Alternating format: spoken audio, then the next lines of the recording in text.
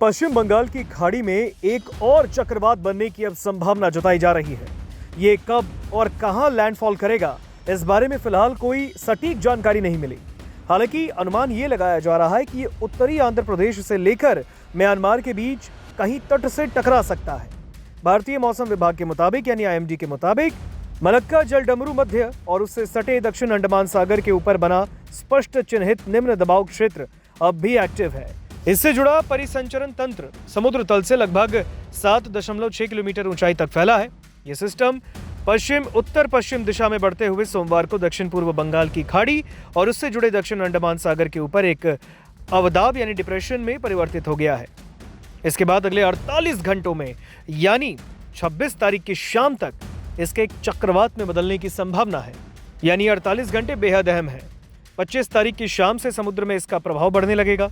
दक्षिण पूर्व बंगाल की खाड़ी में हवा की गति 50 से 70 किलोमीटर प्रति घंटे तक रहेगी। 26 तारीख की सुबह हवा की रफ्तार 60 से 70 किलोमीटर प्रति घंटे और कुछ स्थानों पर 80 किलोमीटर प्रति घंटे तक पहुंच सकती है। 27 तारीख की सुबह यह गति बढ़कर 100 किलोमीटर प्रति घंटे तक जा सकती है।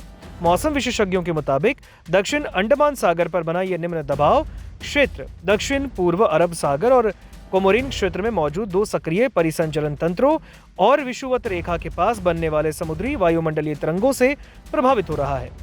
अब इन सभी के बीच जटिल परस्पर क्रिया के कारण सिस्टम की गति बहुत धीमी हो गई। इसके अतिरिक्त कोमोरिन क्षेत्र और श्रीलंका के पास भी एक नया निम्न दबाव बनने की संभावना दिखाई दे रही है।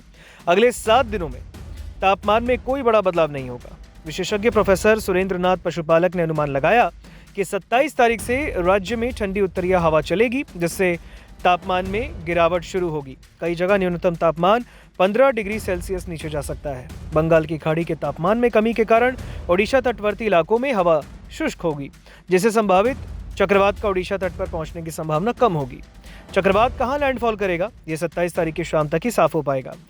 लेकिन आपको बता दें कि इस चक्रवात का नाम सेन्यार यानी साइक्लोन सेन्यार किसने दिया है, ये भी जानना जरूरी है। तो आपको बता दें इसका नाम संयुक्त अरब अमीरात यानी कि यूएई ने दिया है, जिसका अर्थ होता है शेर।